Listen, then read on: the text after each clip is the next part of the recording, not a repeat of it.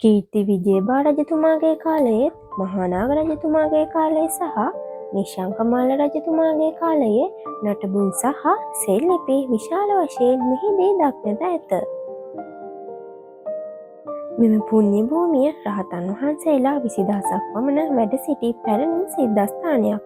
අක්කර 20000ක පමණ භූමි භාගයක පිහිටා ඇති මෙම රම්බාරාජ මහා විහාරය රම්බා නම් බිසව කළ ස්තූපය මෙම විහාරස්ථානයේ තිබුණු නිසා මෙය රම්බා විහාරය ලෙස නම් තැබුණේය.